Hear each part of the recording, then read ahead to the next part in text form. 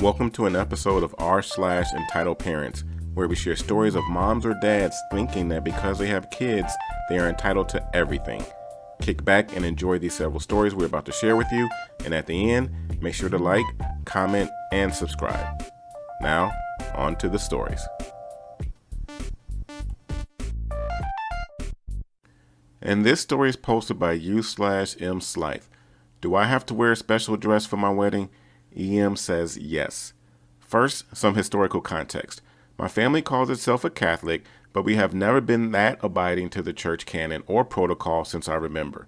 My grandmother is a lady who was born in 1930 and had the good luck of having an awesome father who surrounded her with all kinds of books, so the critic thinking has been in my family for 4 generations now. This happened back in 2002. My older brother, 26 at the time, and his girlfriend, 24 at the time, had decided to get married because of legal commodities. They both were in the first stages in their respective jobs. My brother is an engineer and was working on making a name for himself in his field. My now SIL is a dentist who had recently begun to work in the public health system, so her work hours were crazy.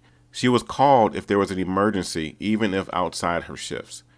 As you can imagine, she didn't count with a lot of time to plan anything, and their common budget was not what a wedding budget you would expect. They were adamant on paying for their wedding, saying it was their decision and their responsibility to take. So, they settled by a family meeting in my godfather's backyard, simple food and family. No religious ceremony, pretty simple, right? So in their own words, they could just stand there and be done with it. Starring E, awesome but annoying older brother. R, then girlfriend, now sister-in-law. EM, R's momzilla. H, R's sister. MB, middle brother, older than me, younger than E. M, my awesome mom. Me, a lousy teenager just watching all the drama. It all begun the night they told us they were planning to marry. Everyone said the mandatory congratulations and asked about the plans, parents planning budgets and all that. My mom said she can help with the party, even if it's not traditional, and R's parent can pay for the church and all the religious ceremony thing involved. Here comes the our crap, our money from the bride and groom. My mom looks at my brother with pride. She always does, even if he's just kicking a rock. EM then says that if they need something, to feel free to ask her or her husband, and that, of course, her gift will be the dress. She has seen a couple in a brochure from this shop that is a dream. R, do I have to wear a special dress? EM looks at her as if she had just spewed her undeniable love towards C. Thulu. EM, of course you do. It's your wedding. E, I feel like we should clarify this. There's not going to be a religious ceremony or a big event. We are getting married because it's convenient for us. Me, happily eating spaghetti bolognese. They began the first blackmail fit. EM began sobbing. How could they disrespect the church in that way? They would be living in sin. How could they do this to her?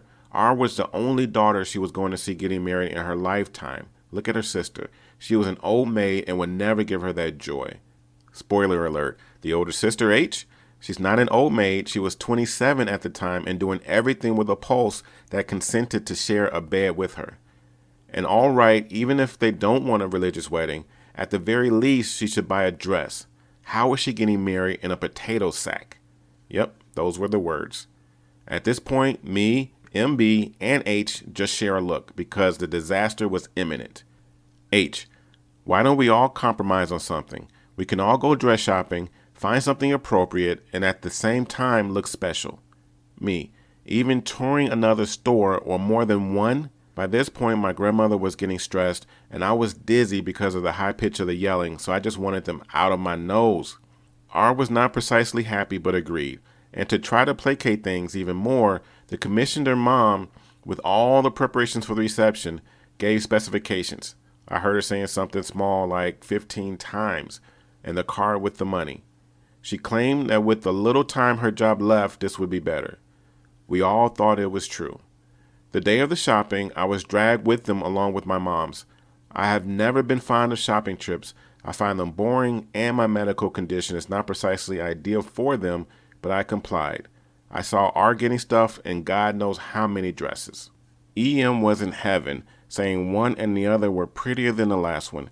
But at the end of the day, this was a civil wedding, So R chose one that was not a wedding dress. It was white, but just above the knee, with long sleeves. The fabric was the sparkle of the entire thing, not a single shine, rainstone, or something remotely wedding-esque. Blackout cut to 3 weeks before the wedding. I was in the patio arranging things to get my dog home. She had just been born, when I see R rushing in with a giant box in tow. R is little, shorter than me, and I am 1.56 MT giant. She looked pretty upset, and my brother wasn't home, so I rushed behind her to see if she was okay. When I asked her what happened, she sputtered, threw the box away as if it burned, and began walking our living room. I tried to sit her down, talked to her until she was a little bit more collected, and offered juice. In this house, I'm the only person who has ever enjoyed alcoholic drinks, and I was 15 at the moment. And while I went to fetch it, I called my brother and shouted for my mom for reinforcements. After the things have calmed a little bit, my mom consoling her for we didn't even know why, my brother finally arrived. R shows the box. It's a giant dress with all the looks of a meringue cupcake. Ruffles, rainstones, a heart-shaped cleavage, a veil, and I think even gloves. I'm not that sure, and R began to cry. The dress was the least of the problems. It turned out EM had booked a church, church's decorations, a priest, flowers, candles, and for the reception a 5-course banquet, a giant designer's cake, decorators because they have to make my godfather's backyard look presentable, and chosen the invitations.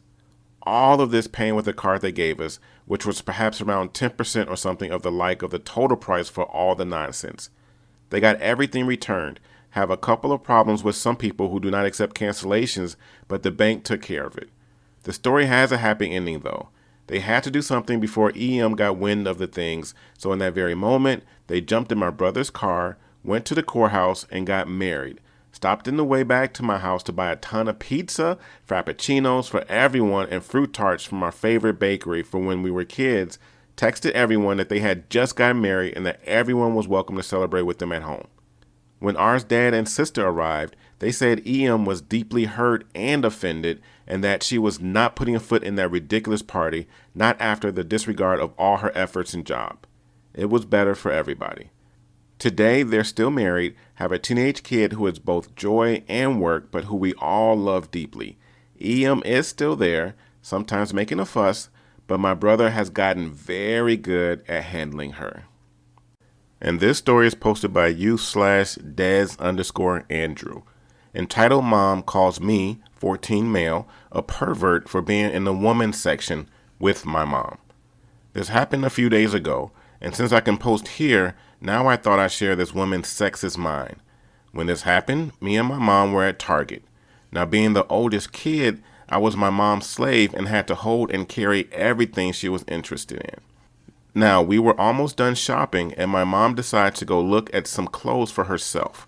I'm just soaking and closing my eyes in disgust because all around me are bras, women's underwear, and pictures of women half naked. My mom ends up liking some clothes and asked me to hold them as the cart was full. We end up looking around for about another 5 minutes. During this time, I noticed a woman and her child constantly looking at me with death glares and stink eyes, but I didn't think much of it. Now, my mom goes to a mirror and starts holding clothes up on herself, and keep in mind, I'm passing her the clothes as the cart's full. Now, I'm not passing anything like bras or underwear to my mom, just things like shirts, jackets, and pants. My mom puts down the clothes and says, "Hey, I'm going to the bathroom. Stay here and watch the cart, okay?" I say, "Okay," and she walks off. About a minute after my mom left, Karen and her hell demon start to walk towards me. Cast. EM is entitled Mom. ED is entitled Daughter. Mom is my bad A mom. Des, yours truly. EM, excuse me. Yes, she stretched the word. Des, yes ma'am. EM, why the hell are you touching women's clothes, you pervert? ED, yeah, you weirdo. Why are you even in here? To look at women? I was taken back instantly. They saw me here with my mom and me passing clothes to her. Now, I have ADHD, and because of it, I take this kind of bull very bad. I get very angry and say all this a little loud. Des, what? Are you insane? I'm here with my mom, you weirdos. Leave me alone. EM, yeah, right. I know what you're doing here.